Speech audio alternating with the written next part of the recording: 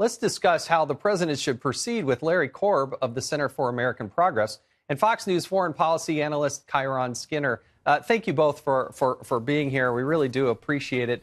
What are the perils? What are the problems? What are the challenges?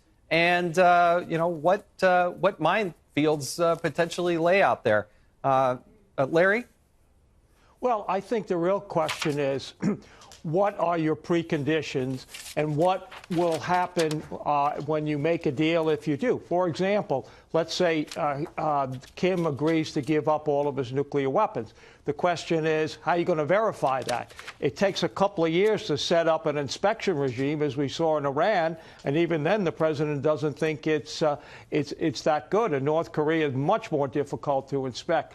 What will you do if you don't come to an agreement? Then what next? Because Kim has been legitimized. I mean, this is a ruthless dictator who, does horrible things to his own people. And now you have met with him, something he's been trying with the last 4 presidents who turned him down. So he walks away with something. I think you should have thought of that. And even today, they kept sending different messages. Some preconditions, no preconditions. What's your plan?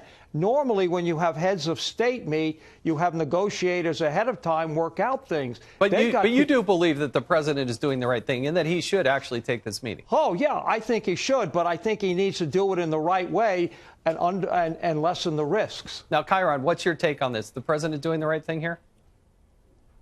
I think so, and I disagree with Larry Korb, the way he's presented it. I don't think the dangers and pitfalls exist as much as many of the detractors are trying to say for this particular reason.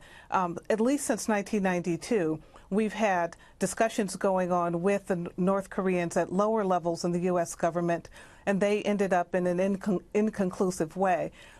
Because we're dealing with an authoritarian regime, really a totalitarian leadership, it's important that the top of the U.S. government be involved in the initial discussions with the North Korean leader. So what looks unconventional, I think, really reflects the reality of the failed policy of more than a couple of decades. And we're going into this, maybe there are different messages coming out of Washington and out of North Korea as a result of this, unusual announcement and an unusual approach. But the fact remains that the U.S. remains committed to degrading North Korea. It's going in with the history behind its back and having learned lessons of all the failures of negotiations in the past. Larry, why do you think we even got to this position? I mean, it seems that the one thing that has changed is President Trump. He's actually taken a very aggressive stance.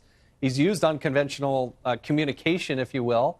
Do you give him some credence to that, or is there any belief that that is actually what drove the North Koreans to the table? Well, I think there's 2 things. One, he has reached a point where he is ready to go nuclear. Since President Trump's come in, he's had 22 tests, various things. So he is where he wants to be. And the question becomes now, what next? And if he's willing to give this up, even if you can verify it, the question, what is he going to want in return? Is he going to ask us to take our troops out of South Korea, for example? Those are questions that we need to think about before we get in there. And Kiron is right. I mean, we've had negotiations that haven't worked.